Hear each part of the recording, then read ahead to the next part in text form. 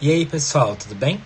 Então, continuando a nossa série aqui, né, no canal, para conhecer, né? Então, uma série onde eu vou mostrar para vocês os preceitos básicos da morfologia para ensino superior. Hoje eu vou dar uma aula de análise mórfica, tá? Então, eu vou começar agora uma sequência de vídeos sobre análise mórfica para quem está começando, tá bom? Eu sugiro particularmente que vocês assistam os meus vídeos da série Morfemas do Português. São 4 vídeos, um vídeo sobre raiz, um sobre vogal temática, um sobre desinência e um sobre afixo, tá? Eu recomendo que vocês assistam a estes 3 vídeos, tá? Mas se vocês já tiverem uma mínima noção do que sejam esses morfemas, tá valendo também. Vocês não precisam saber muita coisa sobre eles agora para entender isso aqui, né? Inclusive porque esse vídeo aqui é um vídeo bem introdutório mesmo, para vocês aprenderem a começar a fazer análise mórfica. Mas é obrigatório que vocês tenham assistido aos meus últimos 2 vídeos. Morfema morfo-alomorfe, os conceitos básicos da morfologia, e morfema zero. Vocês têm que ter assistido esses 2 vídeos para entender esse aqui. Esses 2 é obrigatório. Tem que ter assistido, porque senão vocês não vão entender isso aqui. Tá bom? Então, nas últimas aulas, nos últimos vídeos que eu tenho trazido aqui, a gente tem visto o conceito de morfema e a gente vai aprender, a gente viu que cada morfema tem uma significação, né? E essa significação é dada por vários fatores. Então, a gente viu que uma das características básicas do morfema é a irreversibilidade. Então, todo morfema tem uma posição específica. E naquela posição, ele vai ter uma função específica, ele vai carregar certos traços, né? E cada língua vai ter um conjunto limitado de morfemas e de posições que esses morfemas podem ocupar, tá? Quais são os morfemas do português? São 4. Raiz, vogal temática, desinência e afixo.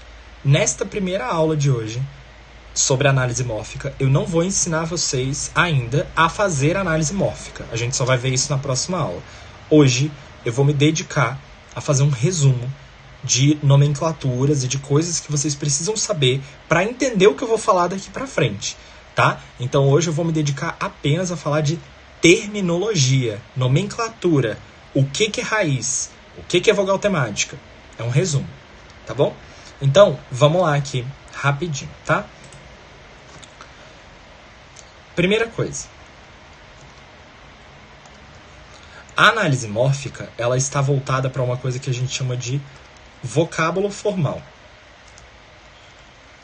Ou seja, a gente vai centrar as nossas análises mórficas no vocábulo formal. O que é o vocábulo formal? É uma forma livre ou dependente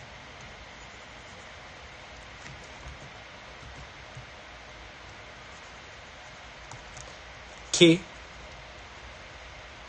não pode ser dividida em outras 2 formas livres ou dependentes.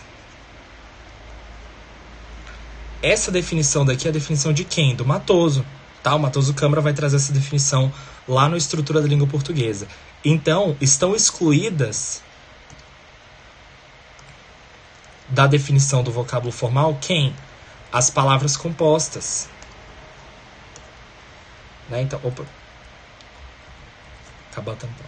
Então, estão excluídas daqui as palavras compostas. Por quê? Porque as palavras compostas podem ser divididas em 2 formas livres ou dependentes. Tá bom? Então, o vocábulo formal é o objeto de estudo da análise mórfica. É o que a gente vai usar para desmembrar. E o que é análise mórfica?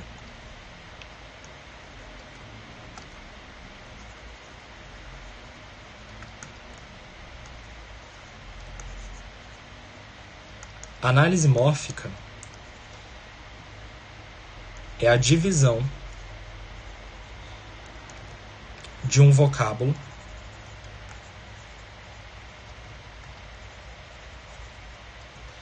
em morfemas. Ou seja, análise mórfica é encontrar os morfemas da palavra, tá? Que é o que a gente vai aprender a partir das próximas aulas. Ok, agora vamos lá. Quais são os morfemas do português?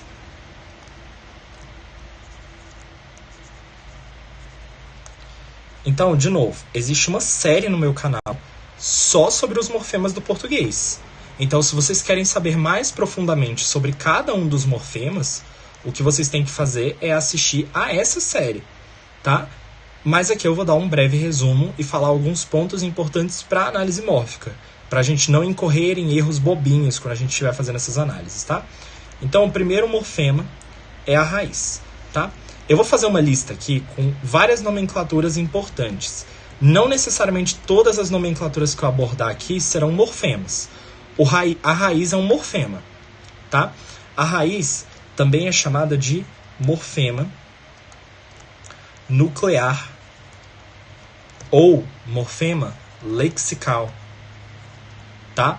Mas essas nomenclaturas, elas são meio dúbias, principalmente a de morfema lexical, porque existem outros morfemas lexicais além da raiz. Enfim, vamos chamar a raiz de raiz, acho que é melhor. Então, a raiz carrega a significação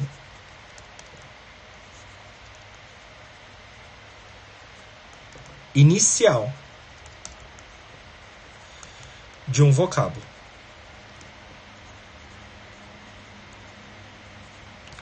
Ou seja, vamos supor que você pegue um vocábulo que é simples, é primitivo. Ele só vai ter uma raiz, certo? Essa raiz vai definir tudo, tá? Vai definir a classe a que essa palavra pertence, vai definir qual é o sentido que essa palavra carrega, tá bom? Tudo isso vai ficar na raiz, ficar armazenado na raiz, tá bom? A raiz é o único morfema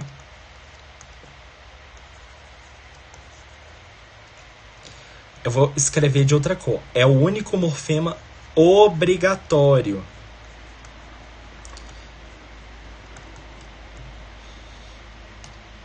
O que eu quero dizer com isso?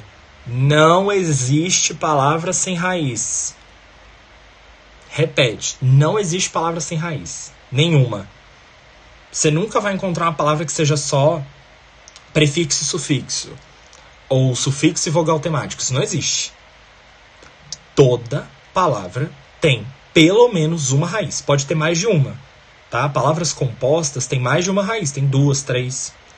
Mas todas as palavras têm que ter no mínimo uma raiz. Todas. Tá bom? Não existe palavra sem raiz. É o único morfema obrigatório. Se uma palavra só tem um morfema, ou seja, a gente chama isso de palavras monomorfêmicas, então esse único morfema que tem na palavra é a raiz. Tá bom? A raiz é o único morfema indispensável, ok? É o único morfema obrigatório.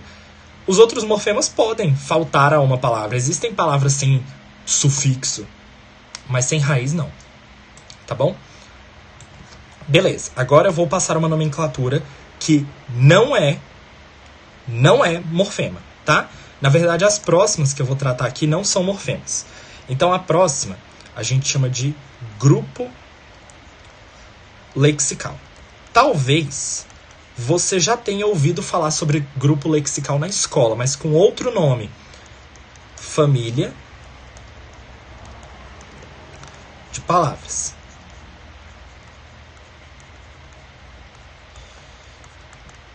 O que é o grupo lexical ou a família de palavras? É o conjunto de todas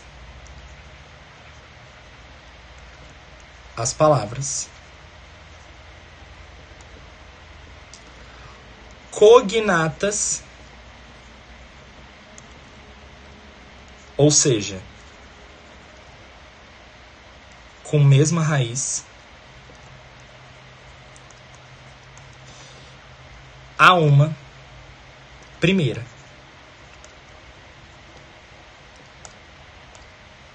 Então aqui a gente está aprendendo duas palavras, né? Duas expressões. Grupo lexical é o conjunto de todas as palavras cognatas a uma primeira. Tá? O que é palavra cognata? Uma palavra é cognata a outra quando as duas têm a mesma raiz. Quando as duas compartilham a mesma raiz. Tá bom? Então, tem um exemplo que inclusive vocês podem encontrar no meu livro, é um exemplo que eu uso com certa frequência, digamos, que é o exemplo da palavra pedra. Tá? Então, eu pego, por exemplo, a palavra pedra. E eu quero achar o grupo lexical da palavra pedra. O que eu tenho que fazer?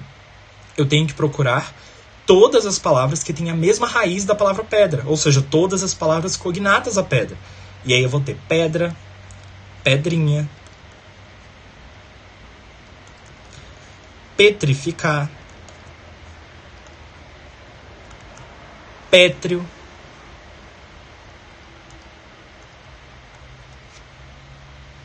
tudo bem? Se eu juntar todas as palavras cognatas a pedra, eu vou achar o grupo lexical da palavra pedra. Tá bom? O grupo lexical da palavra pedra. Todas essas palavras aqui que eu encontrei são o quê? Cognatas, ou seja, a raiz de todas é igual. Tudo bem? Grupo lexical não é um morfema. É só uma nomenclatura que vocês têm que saber também, tá? A próxima nomenclatura que vocês têm que saber é radical.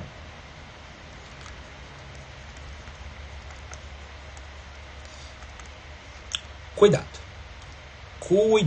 Radical não é morfema. Radical não é morfema. Só que, Roberta, eu vi no livro tal, de tal autor, que ele chama esse morfema nuclear, que eu chamei de raiz, ele chama esse morfema de radical. Então, existem autores diferentes. E esses autores veem essas duas nomenclaturas de maneira diferente. Raiz e radical. Tá? Um grupo de autores entende que o morfema nuclear, que é o que eu chamei de raiz aqui, é o radical. Raiz é um termo designado para a origem etimológica, de acordo com esses autores. Tá bom? Mas, para outros autores, o morfema nuclear é a raiz, que foi o que eu mostrei aqui. E o radical é outra coisa, radical não é morfema. Tá bom? E é essa definição que a gente vai adotar, né? Porque é a definição que aparece mais frequentemente nos morfologistas, né? A outra nomenclatura aparece com mais frequência nos gramáticos normativos, tá? E é a definição que eu adoto no meu livro também. Tá bom? Então, o que é o radical? É a parte comum a todas as formas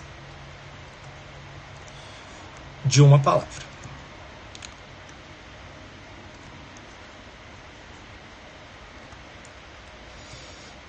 Então, eu vou mostrar o que isso significa na teoria. O que está escrito aí? Parte comum a todas as formas de uma palavra. Por exemplo, eu pego a palavra garoto. Como é que eu faço para achar todas as formas da palavra garoto? É só flexionar a palavra garoto o máximo de vezes possível.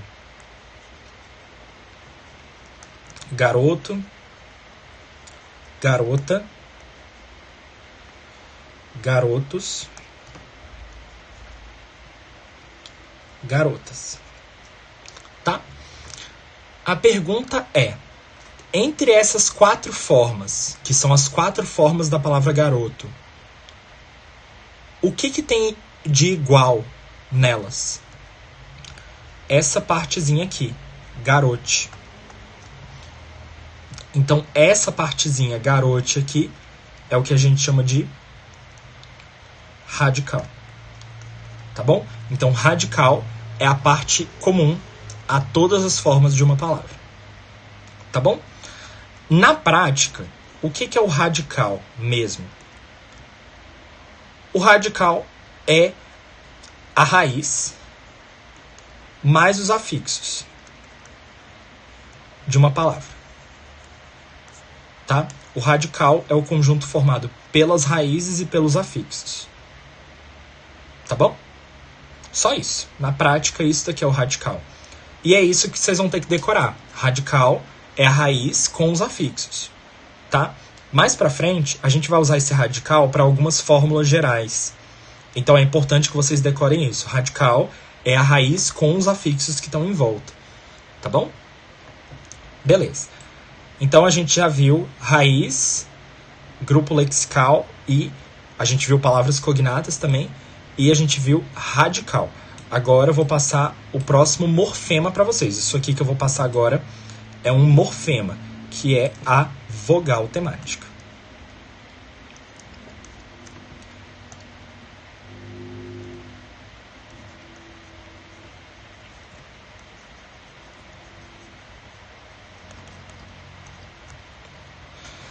Então, existe vogal temática verbal e nominal.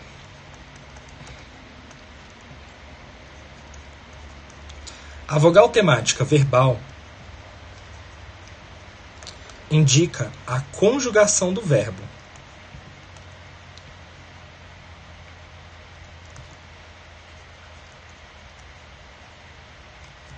Aqui é tranquilo, né?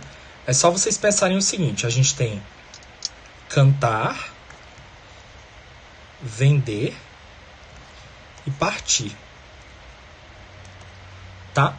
No infinitivo, a vogal temática verbal sempre vai ser a vogal que está antes do R. Então é essa vogal aí, ó. Os verbos que têm vogal temática a gente chama de verbos de primeira conjugação. Verbos que têm vogal temática a gente chama de verbos de segunda conjugação. E verbos que têm vogal temática I, a gente chama de verbos de terceira conjugação. A vogal temática verbal sofre alomorfia com muita frequência. Então seria interessante que vocês vissem o meu vídeo de vogal temática aqui no YouTube, tá? Porque a vogal temática ela só é A, E e I no infinitivo. Quando o verbo fica conjugado, ela pode mudar de forma, dependendo de onde está. Por exemplo, na primeira pessoa do singular, na terceira pessoa do singular do pretérito perfeito do indicativo de verbos de primeira conjugação, a vogal temática é O. Cantou. Na palavra cantou, o O é vogal temática. Então, vale a pena consultar aí, tá? Então, a vogal temática verbal indica a conjugação do verbo. E a nominal? A nominal, a regra é a seguinte. Toda vogal átona final de um nome é uma vogal temática nominal. Toda vogal átona final de um nome é uma vogal temática nominal. Pronto, é só isso que você tem que saber, tá bom? Então, o que vocês conseguem inferir do que eu acabei de dizer? Toda vogal temática nominal é átona, tá? Existem raríssimas exceções, mas isso acho que a gente só vai aprender mais pra frente. Por enquanto, toda vogal temática nominal é átona, tá? E qualquer nome, se ele terminou em vogal átona final, se ele terminou em vogal átona, então essa vogal átona é vogal temática. Por exemplo, casa, mente, né? Corpo. Todas essas vogais átonas finais aqui, ó, são vogais temáticas nominais. Simples, só isso. Tá bom? Só isso. Se a palavra terminar com vogal tônica, como é o caso de café, a vogal temática vai ser 0. Tá bom? Se a palavra terminar em consoante, a vogal temática também vai ser 0. Tá bom? Esses nomes que não possuem vogal temática, que são os nomes que terminam em vogal tônica ou terminam em consoante, são chamados de nomes atemáticos. Por que eles são chamados de atemáticos? Por que a gente chama de vogal temática? A gente chama assim por causa de uma coisa chamada tema, que é o próximo elemento que eu vou colocar aqui na nossa listinha de nomenclaturas. Então, 5, o próximo elemento que eu vou colocar aqui é o tema.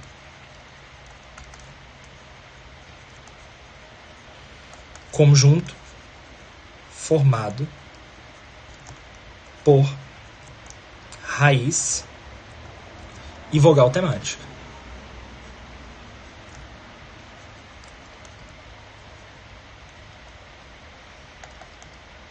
Então, por exemplo, na palavra vender, na palavra casa, na palavra corpo, no verbo pedir, essas vogais aqui, ó, o é de vender, o a de casa, o o de corpo e o i de pedir, são as vogais temáticas, certo? Então, o que é o tema dessas palavras? O tema de vender é vende. Ou seja, é o conjunto formado pela raiz e a vogal temática. Na palavra casa, tudo é o tema. Na palavra corpo também, tudo é o tema. Raiz mais vogal temática. No verbo pedir, é pedir. Tá? Quando a palavra não tem vogal temática, o que acontece? Ela não tem tema. Se ela não tem tema, a gente fala que ela é o quê? Atemática. Ou seja, ela não tem tema. Tá bom? É isso, tá?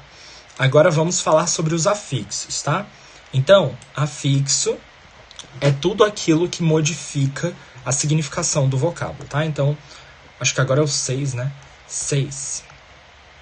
Afixo modifica o sentido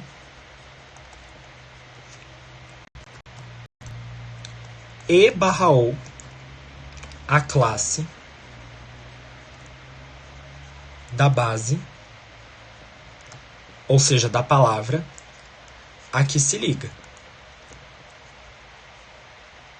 Então, o afixo, vocês têm que lembrar, quando eu falei da raiz, eu falei que a raiz define o sentido, a significação básica do vocábulo, a significação inicial. Para que serve o afixo? Para mudar essa significação.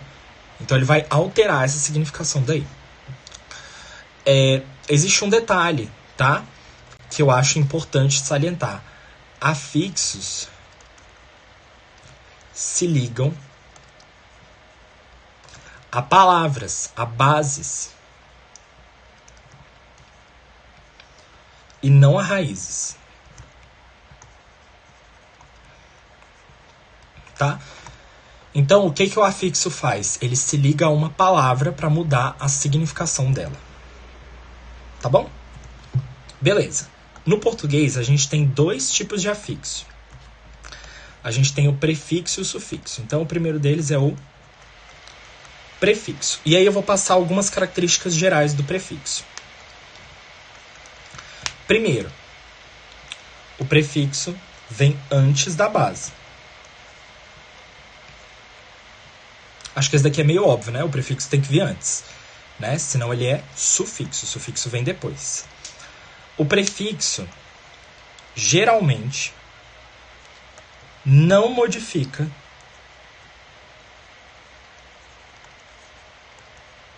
a classe da base. Então, o prefixo geralmente não muda a classe da palavra que ele se liga, tá? E o prefixo geralmente tem acentuação própria.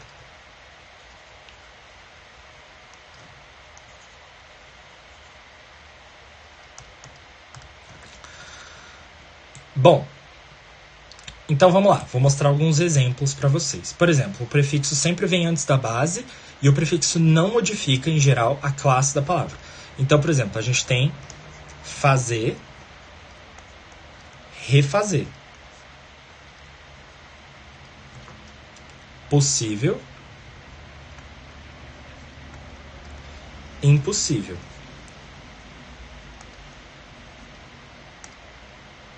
Tá?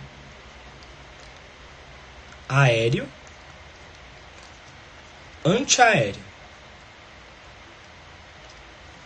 Então, tá aqui, ó, o re de refazer, o in de impossível e o anti de antiaéreo. Isso são prefixos. Perceba que a classe de nenhuma dessas palavras mudou. Fazer é verbo, refazer é verbo. Possível é adjetivo, impossível também é adjetivo. Aéreo é adjetivo, antiaéreo também é adjetivo. Tudo igual. Geralmente tem acentuação própria. O re é um prefixo que não tem acentuação própria. Mas, por exemplo, o anti. Você percebe que em antiaéreo, essa sílaba daqui, ela é um pouquinho mais forte que as outras.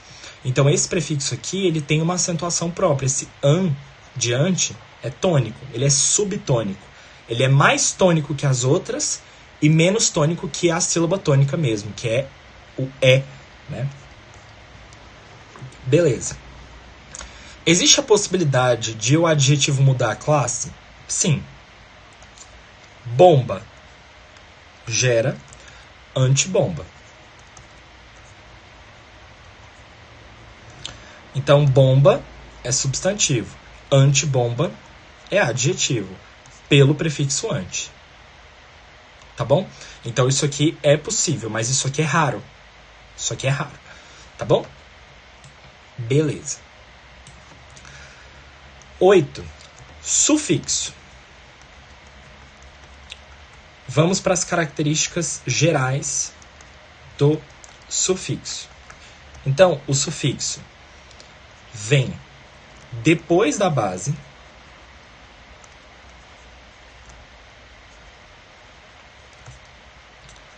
geralmente modifica a classe da base e define a posição da sílaba tônica. Define a posição da sílaba tônica. Então vamos lá. Exemplos de novo, né? Sufixo geralmente modifica a classe da base. Então vamos ver alguns exemplos. Alegre gera alegria. Honesto gera honestidade. Concreto gera concretizar. E, não sei,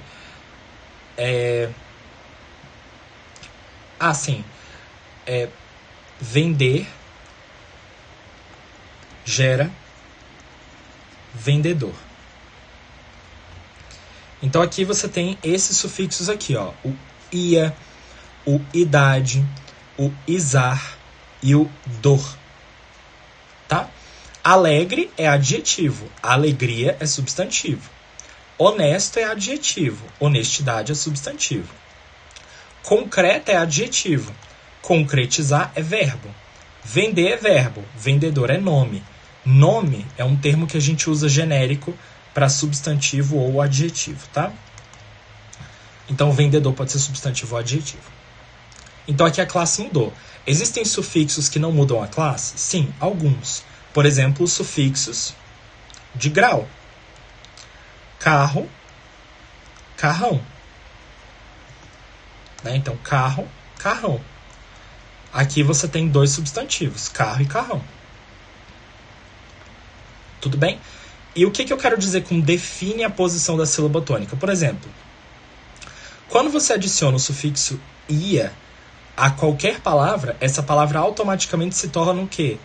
Paroxítona. Se você adiciona, por exemplo, o sufixo ao, como em pessoa, pessoal, ou mente, mental, o que acontece com a palavra obrigatoriamente? Ela vai se tornar uma palavra o quê? Oxítona. Então o sufixo define a posição onde a sílaba tônica vai ficar também. Tá bom? Beleza. Agora, por fim, a gente chega às desinências.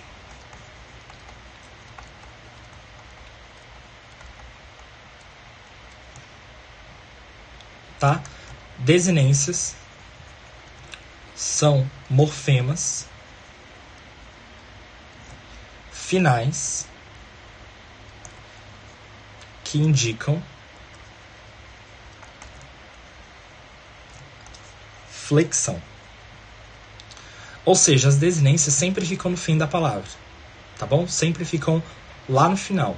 E elas vão indicar flexão, tá? Então,